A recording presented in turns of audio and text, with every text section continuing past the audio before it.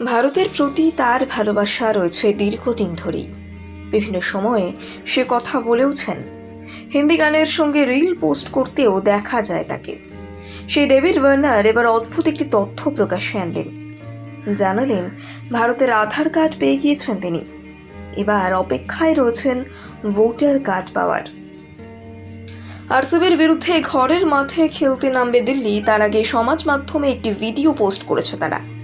দেখা যাচ্ছে এক সতীর্থের সঙ্গে কথা বলতে গিয়ে ওয়ার্নার বলছেন তিনি আধার কার্ড পেয়ে গিয়েছেন, এবার ভোটার কার্ড পেতে চাইছেন।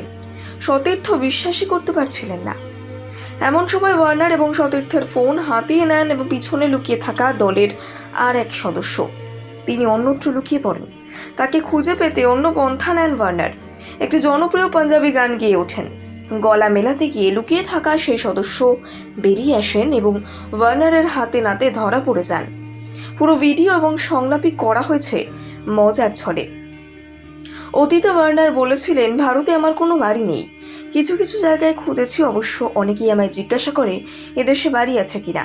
ক্রিকেট শেষ হওয়ার পর হয়তো কোনো দিন ভারতে এসে সময় কাটাবো। এখানকার জীবনযাত্রা আমার ভীষণ ভালো লাগে।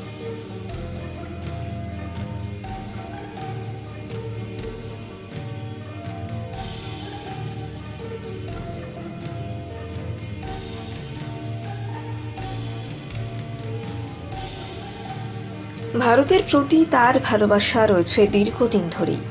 বিভিন্ন সময়ে সে কথা বলেওছেন। হিন্দি গানের সঙ্গে রিল পোস্ট করতেও দেখা যায় তাকে। সেই ডেভিড ওয়ার্নার এবার অদ্ভুত একটি তথ্য প্রকাশ্যে আনলেন। জানালেন ভারতের আধার কার্ড পেয়ে গিয়েছেন তিনি। এবার অপেক্ষায় রয়েছেন ভোটার কার্ড পাওয়ার। আরসিবির বিরুদ্ধে ঘরের মাঠে খেলতে নামবে দিল্লি, তার আগে সমাজ মাধ্যমে একটি ভিডিও পোস্ট করেছে তারা। দেখা যাচ্ছে এক সতীর্থের সঙ্গে কথা বলতে গিয়ে ওয়ার্নার বলছেন তিনি আধার কার্ড পেয়ে গিয়েছেন, এবার ভোটার কার্ড পেতে চাইছেন।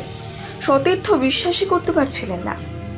এমন সময় ওয়ার্নার এবং সতীর্থের ফোন হাতিয়ে নেন এবং পিছনে লুকিয়ে থাকা দলের আর এক সদস্য তিনি অন্যত্র লুকিয়ে পড়েন।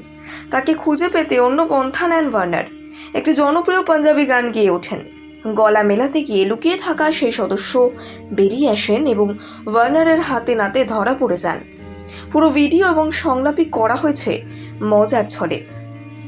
অতীতে ওয়ার্নার বলেছিলেন, ভারতে আমার কোনো বাড়ি নেই, কিছু কিছু জায়গায় খুঁজেছি, অবশ্য অনেকেই আমায় জিজ্ঞাসা করে এদেশে বাড়ি আছে কিনা। ক্রিকেট শেষ হওয়ার পর হয়তো কোনো দিন ভারতে এসে সময় কাটাবো। এখানকার জীবনযাত্রা আমার ভীষণ ভালো লাগে।